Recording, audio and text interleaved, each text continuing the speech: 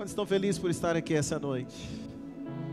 Você que está em casa acompanhando, também aí pelo YouTube, peço a Deus que essa graça e unção, esse céu liberado, também esteja sobre a sua casa e sobre a tua família, em nome de Jesus. Se você recebe, escreve aí nos comentários: eu recebo essa graça e favor também sobre a minha casa, em nome de Jesus. 2 Coríntios 12, quando se encontraram, pode dizer amém? Hoje eu quero pregar sobre o seguinte tema. O tema da minha mensagem hoje é Kryptonita. Qual é o tema dessa noite? Kryptonita. Eu quero, quando eu estava escrevendo essa mensagem, veio esse nome assim no meu coração. E eu acho que você vai entender o que eu quero falar no teu coração hoje, que Deus tem para falar. E nós vamos sair daqui transformados pelo poder da palavra. Quantos com muita expectativa para isso essa noite? Poucos. Quantos com muita expectativa para essa noite? Pode dizer um glória a Deus aí comigo? Vamos lá, 2 Coríntios 12, diz assim: em verdade que não convém gloriar-me, mas passarei as visões e revelações do Senhor. Conheço um homem em Cristo que há 14 anos, se no corpo não sei, se fora do corpo não sei, Deus o sabe, foi arrebatado ao terceiro céu. E sei que tal homem, se no corpo, se fora do corpo não sei, Deus o sabe, foi arrebatado ao paraíso, e ouviu palavras inefáveis que ao homem não é lícito falar. De alguém assim me gloriaria eu, mas de mim mesmo não me gloriarei, senão nas minhas fraquezas.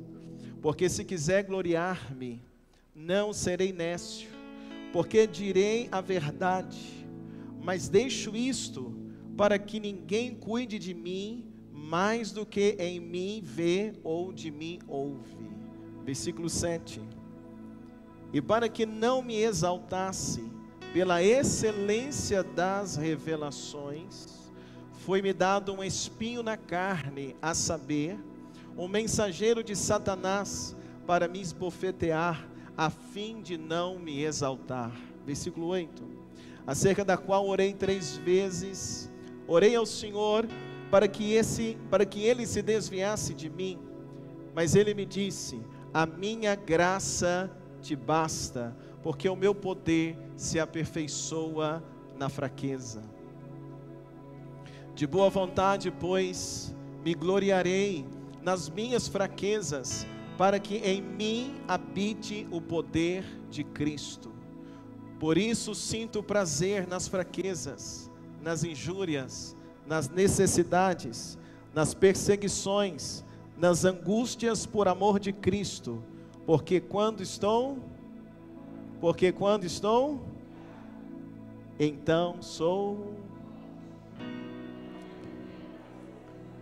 Pai, nós te amamos. Talvez esse seja o melhor momento da semana, é quando nós estamos aqui na tua presença. Amamos tua presença, amamos a tua palavra. Esta é uma igreja apaixonada pela tua palavra, por tua presença. Senhor, nós temos uma satisfação tão grande em nos reunir neste lugar, para nos alimentarmos da tua palavra. Peço a ti, Espírito de Deus, fala ao nosso coração. Toma agora esta igreja em tuas mãos. Toma agora os sub-15, os pré-adolescentes, adolescentes que estão aqui na quadra ao lado também reunidos em culto, as crianças lá no Castelo Vida. Toma esta igreja, Senhor, diante de ti, e que todos nós sejamos impactados pela tua palavra. Nós que aqui estamos, cada pessoa que está conectada também aqui, Senhor, pelo YouTube, nós oramos também, para que tua graça, teu favor, repouse sobre todos nós. É o que nós te pedimos e cremos em nome de Jesus. Quantos podem dizer amém? Pode se assentar um pouquinho, deixa a sua Bíblia aberta, por gentileza.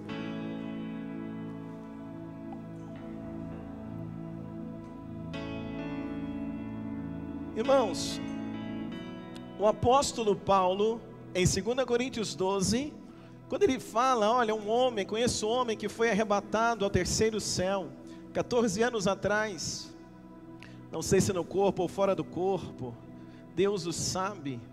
Quando o apóstolo Paulo está falando essas palavras, ele está falando dele mesmo.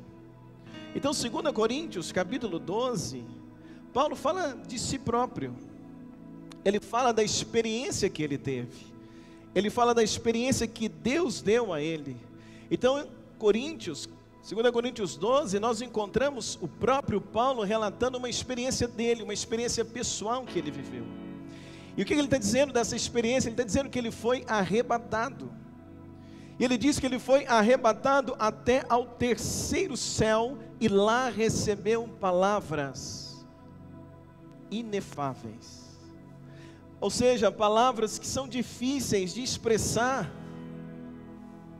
com a palavra humana, com linguajar humano. É difícil de expressar, de encontrar palavras que pudessem descrever aquilo que ele escutou e aquilo que ele viu no terceiro céu.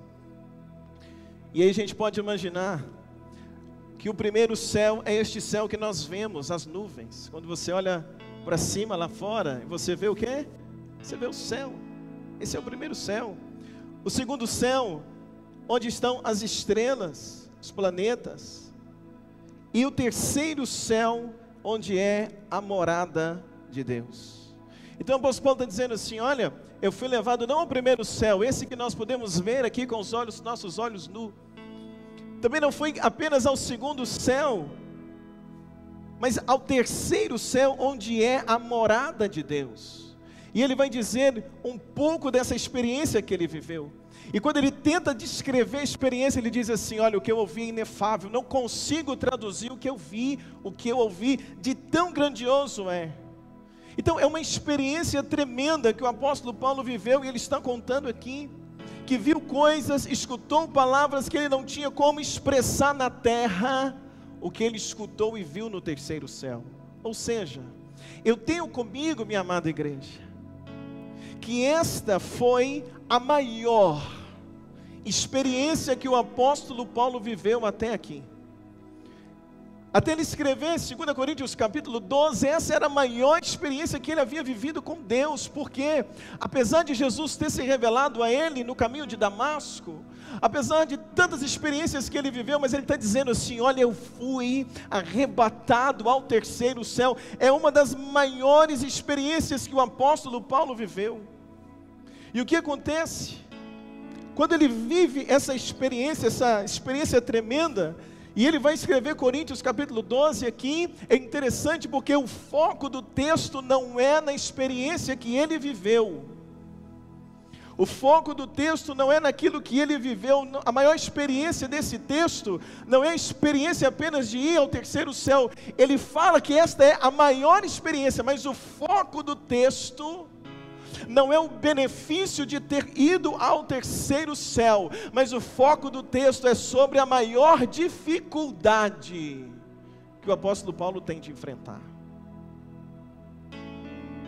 Olha que interessante. Ele consegue, em meio a uma experiência tão grande, quando ele vai narrar o texto, ou quando ele vai escrever, ele vai dizer para nós, ele fala da experiência, a maior experiência que ele viveu, mas o foco agora está na maior dificuldade que ele tem. Ele viveu uma experiência tremenda, de uma revelação poderosa. Ele está dizendo, eu vivi uma experiência tremenda, eu vivi uma experiência poderosa, mas para eu não me gloriar, para eu não me vangloriar, para eu não me exaltar, para eu não ficar soberbo, porque a experiência que eu vivi é muito grande, o que eu vi é muito poderoso, então para eu não bater a mão no peito e dizer que eu sou o cara, que eu sou o homem de Deus, que eu sou isso, que eu sou aquilo, que eu vi, o que ninguém viu, o apóstolo Paulo diz, para eu não me gloriar, Deus me deu o quê? Um espinho na carne. Então, ao mesmo tempo que ele começa a dizer sobre essa experiência, que é a maior experiência da vida dele, ele vai colocar o foco do texto não na experiência, mas ele vai colocar o foco do texto naquilo que Deus fez. Agora, na maior dificuldade que ele tem, porque ele está dizendo assim: olha, eu não posso me gloriar por causa disso, eu não posso me gloriar por causa da experiência que Deus me deu. Então Deus colocou em mim, ou me permitiu ter um espinho na carne. Se você olha comigo no versículo 7, olha por gentileza. O versículo 7 diz assim, quando você encontrar, você diz amém.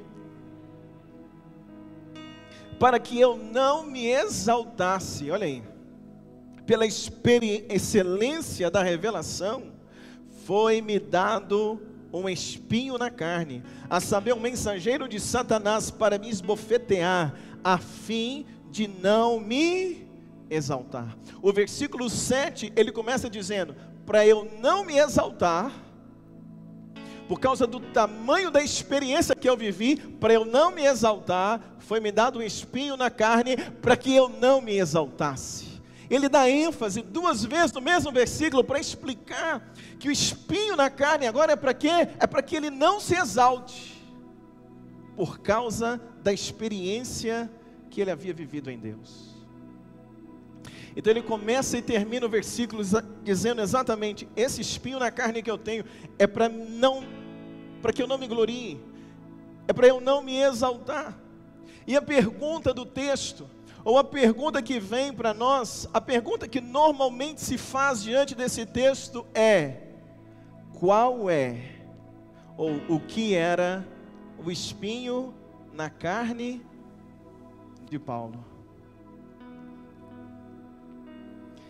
Esse é o maior debate do texto. Todos querem saber qual era o espinho na carne de Paulo. O que Deus permitiu Paulo viver? Qual é o espinho que estava na carne desse homem? Muitos gastam tempo estudando para descobrir qual é o espinho da carne. Muitos estudam para dizer, muito se diz qual era esse espinho. Era uma enfermidade. Era uma enfermidade nos olhos, que ele vai dizer em Gálatas.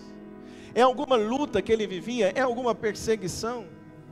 Há uma busca para saber qual era o espinho da carne do apóstolo Paulo. Mas essa noite eu quero caminhar com você, para a gente tentar entender um pouquinho sobre esse espinho na carne do apóstolo Paulo. Quantos querem saber qual era o espinho da carne dele? Digam glória a Deus aí comigo. Quantos querem saber? Digam glória a Deus. Eu acho que está meio quente, né? Tá não? Então tá bom. Então é o fogo do altar aqui. Qual é o espinho da carne no apóstolo Paulo? Como responder essa pergunta? A gente fica curioso, que espinho é esse? Eu vou começar dizendo para você: não interessa para a gente saber qual é o espinho da carne de Paulo. O que interessa para nós, irmãos, o que nós precisamos saber é qual é o meu espinho na carne.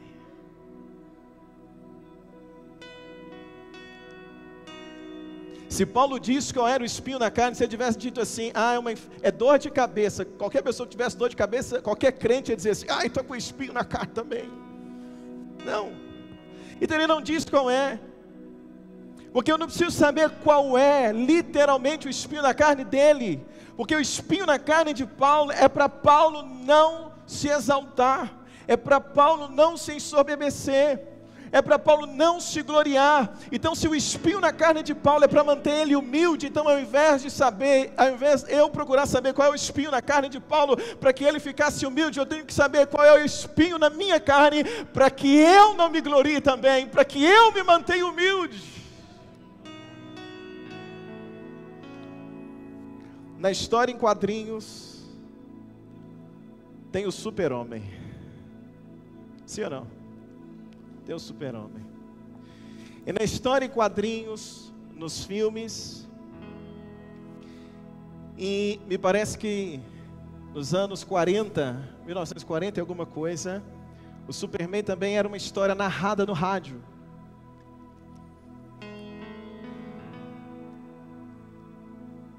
E na história em quadrinho, na história do Superman, ele é um homem praticamente o quê? Invencível. Sim ou não? Ele pode fazer o que quiser. Ele pode voar. Sim ou não? Ele pode voar. ele pode ver o que está do outro lado da parede, né? Acho que é visão de raio-x. Sim ou não? Ele tem um sopro congelante. Sim ou não, gente? Vocês já esqueceram? Não, né? Ele é praticamente invencível. Ele tem uma super força. Por isso que ele é o super-homem. Mas esse super-homem que pode vencer tudo, ele tem uma fraqueza. E qual é a fraqueza do super-homem? A criptonita. Mesmo na história em quadrinhos, quando se apresenta esse super-homem, que consegue fazer tudo, que consegue encarar tudo e vencer todas as coisas, ele tem uma fraqueza. E a fraqueza do super-homem na história em quadrinhos é o que, gente? A criptonita. Então, o que o super-homem faz nas histórias em quadrinhos?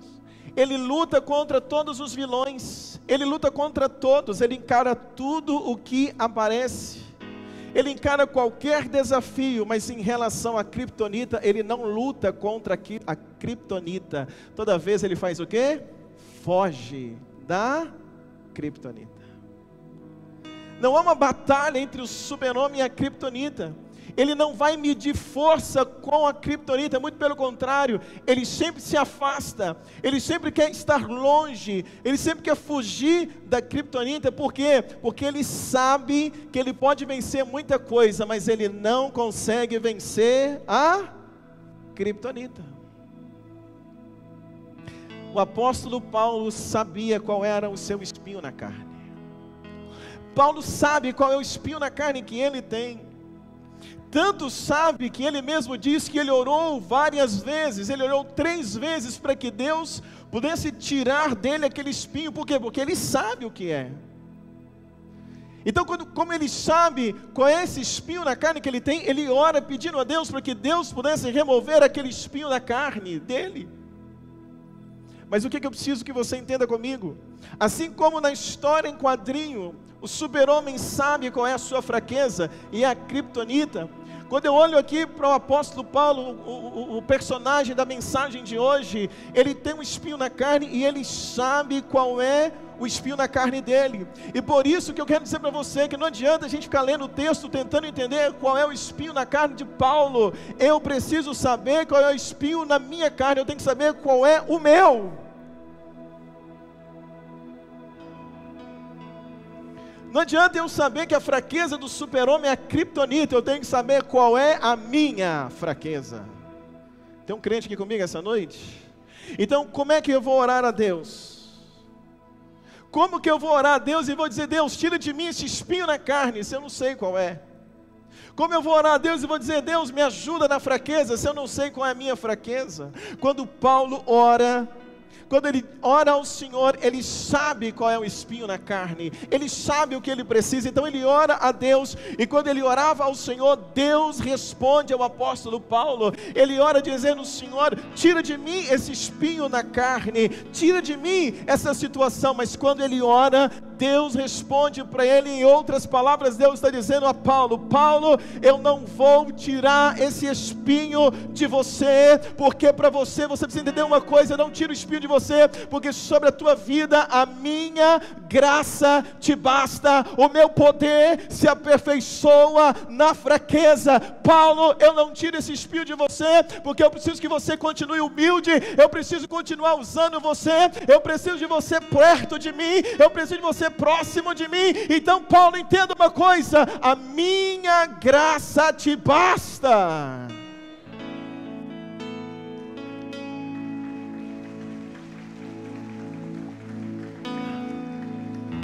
Eu tenho comigo que esse não de Deus, quando Deus está dizendo não vou tirar um espinho, é uma proteção. É o quê? Eu fiz uma pesquisa, eu vou ler para vocês. O primeiro encontro do super-homem com a criptonita não aconteceu nos quadrinhos. Foi, na verdade, introduzido em 1943. Quem lembra? Na série de rádio Superman, tendo como um elemento do roteiro para, observe, tendo como elemento do roteiro para permitir que o ator que interpretava o super-homem, Bud Cooler, pudesse descansar. Uau, não sei se você pegou. A Kryptonita, quando ela surge na história do super-homem, ela não surge apenas como uma fraqueza, ela não surge para destruir o super-homem, ela surge para quê? Para que o ator que interpretava o super-homem na rádio pudesse o quê? Descansar. E para que ele tinha que descansar? Porque como ele fazia seguido o programa, entraram com a Kryptonita, ele tinha momentos que ele podia deixar de falar, assim ele descansava. Ele descansando, ele continuou fazendo o programa por 10 anos. Ou seja, no primeiro momento a Kryptonita, que é a maior fraqueza do super-homem, era também a proteção. Então quando o apóstolo Paulo diz: Senhor, tira de mim esse espinho na carne, Deus está dizendo: não, a minha graça te basta. É como Deus estivesse dizendo: Paulo, esse espinho na carne é como uma proteção, porque você não pode ser aquele Paulo, aquele Saulo soberbo de antes, porque ele era um homem soberbo. E se o Saulo de antes tem uma revelação como essa que ele teve, e Deus não coloca um espinho na carne para segurá-lo, mantê-lo humilde, ele poderia ser soberbo, e soberbo não pode ser usado por Deus.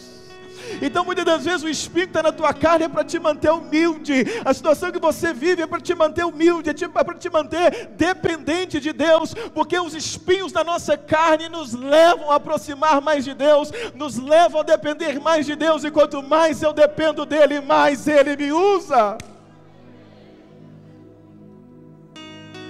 Por isso Deus diz a ele: não vou tirar minha graça. Tem alguém aqui comigo essa noite? Não vou tirar a minha graça te basta. Eu não posso te perder, Paulo. Preciso manter você humilde. Eu tenho que manter você comigo. Igreja, é por causa do espinho na carne que nós voltamos todos os dias para Deus e clamamos por ajuda. Tem um crente aqui comigo essa noite? Então Deus diz: o que você precisa não é ser livre do espinho na carne. Deus está dizendo para Paulo. Deus diz para nós essa noite: o que você precisa não é ser livre do espinho. O que você precisa é da minha graça. O que você precisa não é ser livre desse problema. O que você precisa é da minha graça. O que você precisa não é ser livre apenas dessa perseguição. O que você precisa é da minha graça, é do meu favor, é do meu perdão, é da minha presença. Isso você tem, igreja. Isso o apóstolo Paulo tinha. A graça de Deus nos sustenta. E quando ele está dizendo: Paulo, eu vou manter o espinho na tua carne, sabe por quê? Porque a minha graça, ela vai te sustentar. O que tem sustentado esta igreja é a graça de Deus. O que tem sustentado você, homem e mulher, é a graça de Deus. O que tem me sustentado diante das minhas fraquezas é a graça de Deus. O que tem sustentado a igreja nesses últimos 1 ano e alguma coisa de pandemia, toda essa situação que nós vivemos, Deus tem nos sustentado através da graça dEle. O que sustenta um homem, o que sustenta um homem de Deus não é a perfeição. Não existem homens perfeitos. O que sustenta o homem de Deus, uma mulher de Deus, não é a perfeição. Por isso eu preguei semana passada, quando Paulo dizia: miserável homem que sou, porque o que nos sustenta não é a perfeição, isso nós não temos. O que nos sustenta como servos de Deus é o favor imerecido dEle, ou seja, eu não mereço porque eu sou miserável, eu não mereço porque eu tenho as minhas fraquezas, mas mesmo sem merecer, a graça dEle tem nos sustentado. Diz para uma pessoa bonita que está perto de você, faz assim para ele, diga assim: meu irmão, o que te sustenta é a graça de Deus. Fala com vontade de novo para ele, vence a máscara, diga para ele: o que te sustenta, fala bem alto, é a graça de Deus.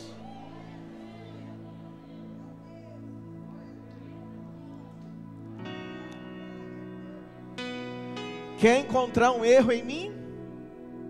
Só procurar. Quem encontrar uma falha em mim, só procurar. Quem encontrar uma falha ali no diácono, só procurar. Quem encontrar uma falha em você,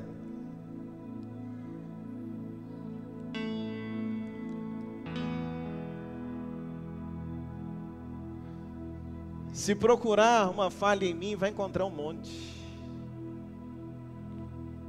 Por isso você tem que estar nessa igreja sabendo que aqui é cheio de gente falho.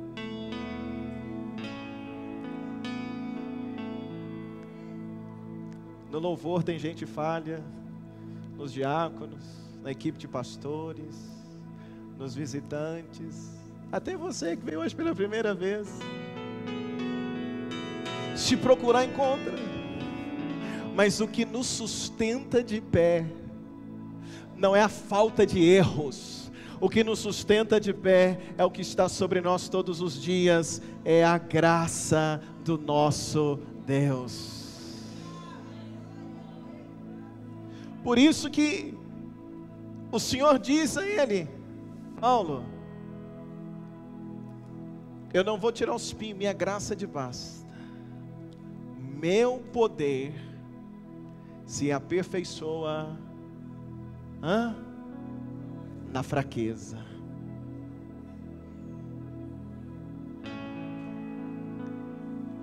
O espinho é uma fraqueza, é a criptonita. Entende? O espinho é uma fraqueza, é a criptonita. Se fosse uma doença, a resposta seria: o meu poder se aperfeiçoa na cura. Se fosse uma perseguição, o texto diria: o meu poder se aperfeiçoa no livramento. Mas a resposta é: Paulo, minha graça te basta, meu poder se aperfeiçoa na fraqueza. Então, apesar, é como se ele estivesse dizendo, Deus estivesse dizendo: Paulo, apesar de você ter uma fraqueza, eu continuo te usando, por causa da minha graça. É Deus dizendo para alguém aqui esta noite: apesar da tua fraqueza, eu posso continuar usando você, por causa da minha graça.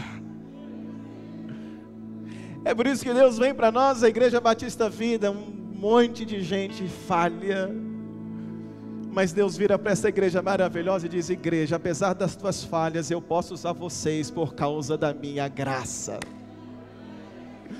É por isso que quando alguém olha para mim, olha para você lá fora, olha para nós, às vezes só enxerga defeito, não consegue entender, mas o que está acontecendo, por que Deus te usa, por que Deus usa você, por que Deus me usa.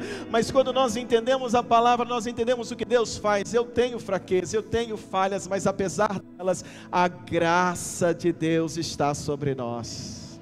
Alguém concorda comigo? Levanta a tua mão direita e diz assim: apesar das minhas fraquezas, a graça de Deus está sobre mim.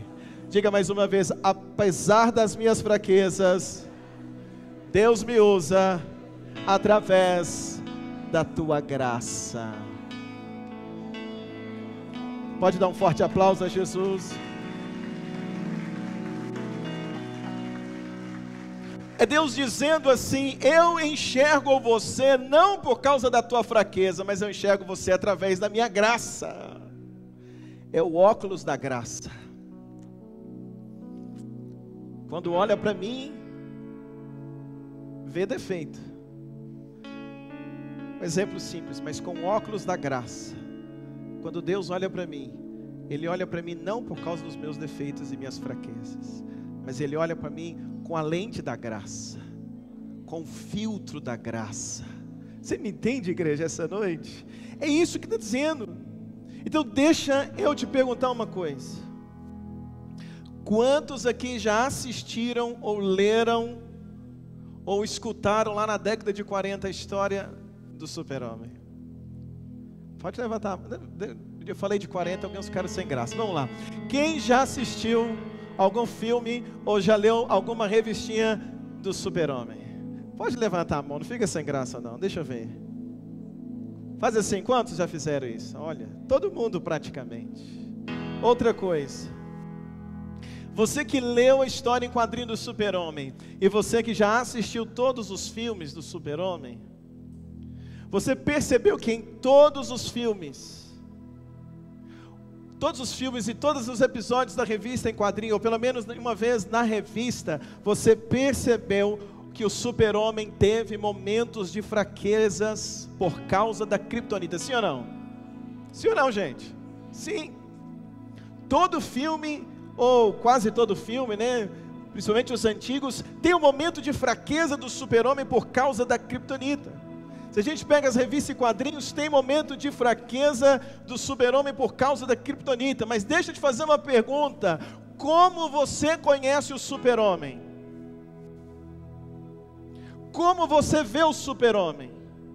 Um fraco que não aguenta vencer a Kryptonita, ou como o homem mais forte do universo? O homem mais forte do universo no mundo dos quadrinhos, ok? Sim ou não? Como que a mídia coloca ele? Como o homem mais forte do universo. Quando você está assistindo ali, você assiste o filme, uau! Você não vê ele como um fracote que não aguenta vencer uma Kryptonita. Você vê ele como um homem mais forte do universo. E esse é o problema. Porque a gente assiste o filme do Super-Homem, a gente lê a revista do Super-Homem, e a gente desconsidera a fraqueza dele, e olha ele como um homem mais forte. Mas quando o filme é da tua vida, você desconsidera as tuas forças, e só considera as tuas fraquezas. Esse é o problema. Quando o filme é da minha vida, eu olho para mim como um fraco, por causa de algumas fraquezas. A gente olha para nós como derrotado por causa de algumas fraquezas, e esquecemos as vitórias que Deus tem dado, a força que Ele tem colocado dentro de você. Tem um crente aqui comigo que pode dizer glória a Deus aqui essa noite. O próprio apóstolo Paulo ficava chateado com ele mesmo. Tanto é que ele disse em Romanos, quando eu preguei semana passada, ele diz em Romanos: miserável homem que sou, porque o bem que eu quero fazer eu não consigo, e o mal que eu não quero fazer, isso eu faço o tempo todo. Ele dizia: miserável homem que sou, quem me livrará do corpo dessa morte? Porque ele está olhando as fraquezas, ele está olhando as limitações. Mas agora ele diz aqui em Coríntios: olha, eu já orei para que o Senhor me livre desse espinho da carne que me faz sofrer. Mas Deus vai dizer a ele: Paulo, acalma o teu coração. Apesar de você se considerar um homem mais miserável, apesar do pecado habitar em você, apesar do espinho da fraqueza, a minha graça te sustenta. Eu vou terminar dizendo para você: conheça qual é o seu espinho na carne, conheça qual é a sua fraqueza. Sabendo qual é a tua fraqueza, fuja dela todos os dias. Fuja dela todos os dias. Fuja dela e lembre de uma coisa: a graça de Deus sobre a minha vida é o bastante. Tem crente sofrendo porque ele ainda tem uma fraqueza, ele não consegue vencer ela, então ele sofre e fica todo dia testando para ver se já está forte ou não. Se você entende que é uma fraqueza, foge dela e lembra todos os dias: eu sou fraco nessa área, mas a graça de Deus me basta. Eu sou fraco nessa área da vida, então eu fujo dessa área e declaro: a graça de Deus me sustenta, a graça de Deus me fortalece. Como que eu termino essa mensagem? Eu termino no versículo 10, porque o apóstolo Paulo diz: eu me gloriarei nas fraquezas, e ele diz: quando eu estou fraco, então eu estou forte. O que a Kryptonita faz com o Super-Homem? A Kryptonita deixa o Super-Homem fraco. Paulo está dizendo: eu me sinto fraco diante das minhas fraquezas. Parece uma redundância, mas não é. Diante da fraqueza, eu não tenho força para vencer. Eu me sinto fraco diante da fraqueza, diante da injúria, diante da perseguição, diante da necessidade. Mas quanto menos força eu tenho, quanto mais fraco eu me sinto, mais forte é a graça de Deus sobre mim. É exatamente por ser fraco que eu preciso da graça de Deus. É exatamente por causa da fraqueza que eu preciso que a graça dele me fortaleça, que a graça dele nos fortaleça. Então eu vim te dizer uma coisa nesta noite, se você me permite, posso dizer? Para de fingir que é forte.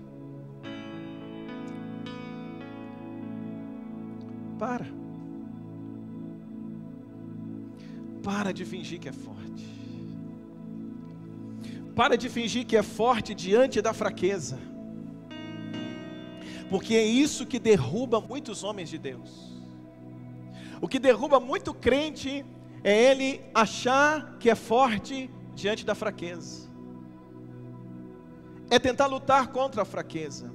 José no Egito, falei dele hoje de manhã, quando ele está na casa de Potifar, a mulher de Potifar tenta seduzir, agarra ele.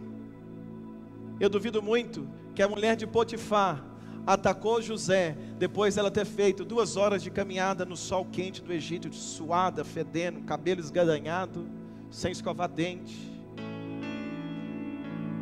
com a unha mal feita. Foi assim? Com CC, com o nariz sujo, com remela no olho, e veio: José, eu te quero. Não foi. Com certeza ela estava produzida para aquele momento. José é um jovem solteiro,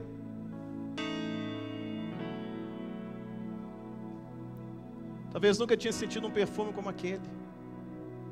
E quando ela vem e lança todo o charme contra José, o que José faz? Te repreendo em nome de Jesus. Foi assim? Para trás de mim? Não foi. O que ele fez? Fugiu, correu. O desespero dele foi tão grande em não querer lutar contra a fraqueza, que ele até esqueceu. Ela ficou com a roupa, com a túnica na mão. Ela, quando pôs a mão nele, ele deve ter sentido ao toque da mão, já correu e foi embora. O problema de muitos de nós é que a gente quer lutar contra a fraqueza. Não, eu resisto. Eu posso ver isso, eu resisto. Sou forte, sou homem de Deus, sou mulher de Deus. Você precisa saber qual é a tua fraqueza. E quando descobrir qual é a tua fraqueza, corra, fuja. Não tenha medo de fugir correndo da tua fraqueza. Fuja dizendo: Senhor, eu não resisto isso, mas eu estou fugindo e eu sei, a tua graça me basta. O que precisamos fazer essa noite é reconhecer a nossa fraqueza. O que precisamos fazer essa noite é confessar para Deus a nossa fraqueza e pedir a Ele: Deus, me sustenta. Permita que a tua graça me sustenta, Senhor, e tomarmos uma decisão definitiva para a nossa vida. Se é uma fraqueza, eu vou fugir dela. Posso te fazer uma segunda pergunta para terminar?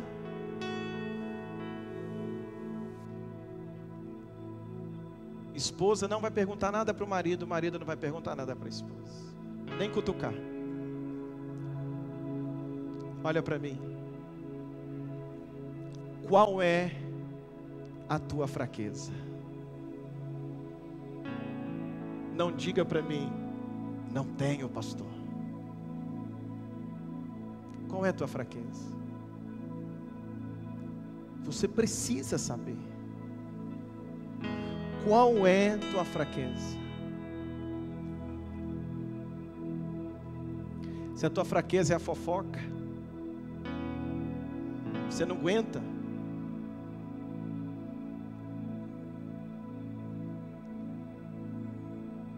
Então você precisa fugir de toda possibilidade de fofoca. Fofoca presencial e fofoca online. Já viu fofoca online? É eu publicar a vida do outro, alguma coisa que aconteceu no outro na minha rede social. Fofoca online. Ninguém sabia que ele estava passando mal, mas eu postei e todo mundo sabe agora.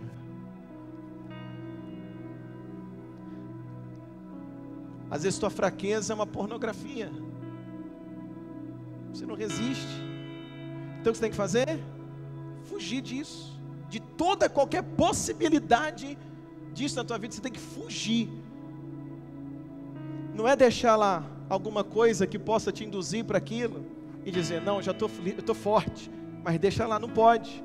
Tem que eliminar. Se a tua fraqueza é mulher, homem, você é um homem casado, mas tem essa fraqueza, não pode ver mulher na rua.